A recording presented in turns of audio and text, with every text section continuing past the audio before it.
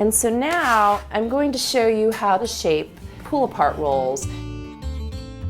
And I have 1.5 kilo batch of dough. So I'm going to dust my floured workstation. And I'm going to start dividing this dough. And I'm going to divide it into smaller, like golf ball sizes at 40 grams each. I just sort of make a row as I go and put them aside, and then I'm going to shape them all at the end.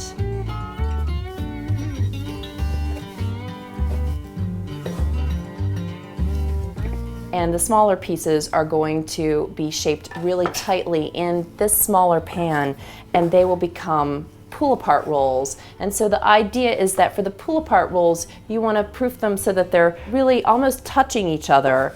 And so I'm going to take each little piece, and I'm going to use 2 hands, but I'll show you how to shape it with 1 hand first. You're going to take this and you're going to turn it upside down against your work surface, and it could be a wooden surface or a metal surface. You're going to apply a lot of pressure, and you're going to roll your hand in a circle until you have a nice little ball. And this dough is really great for that because it's almost sort of like Play-Doh. And so when you have your ball shaped, what you're going to do is you're going to fit it into a quarter-sized sheet tray.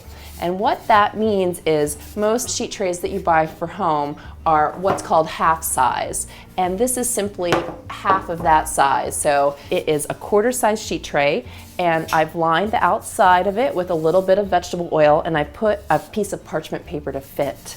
And so that's so the bread doesn't stick when we're trying to unmold the bread. So you're going to put your shaped ball right in the corner, and we're going to continue shaping the balls and filling up the whole pan with these balls, and they're going to be pretty much touching.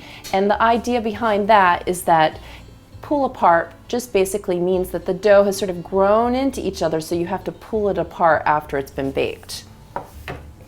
So I'm going to shape 2 at a time with my hands, each rounding into each other, and I'm going to put them into the pan as I go. When I'm shaping these, I'm really putting a lot of pressure when I'm shaping them with my hands, and it's that pressure that helps the dough to sort of spring up and create a round shape. If you're a beginning home baker, you can never shape too hard, in my opinion. You can always try to shape really hard because it's hard in the beginning to understand how to get that friction and that tension in the dough.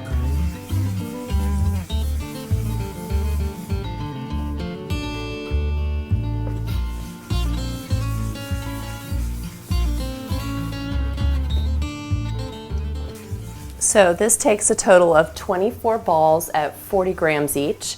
40 grams is about 1.5 ounces. You can eyeball it. It looks almost like a large golf ball. And so these are going to proof for about 1.5 hours.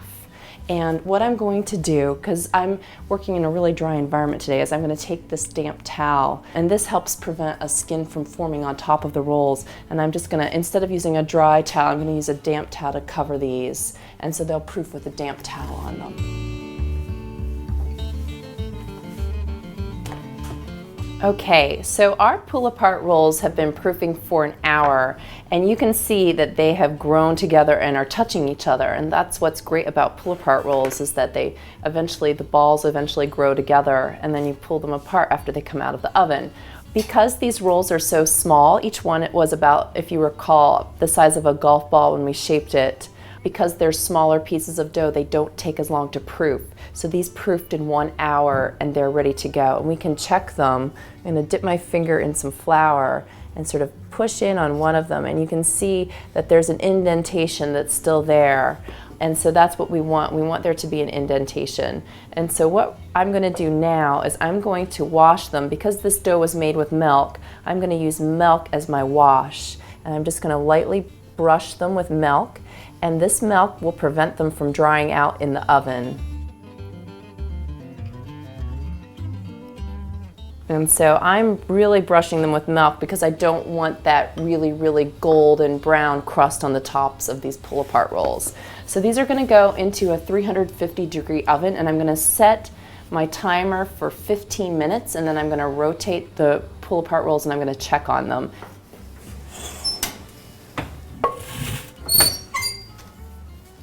Okay, So the pull-apart rolls have been in the oven for 30 minutes now, and again, that's at 350 degrees, and I'm going to check them to see that they're done.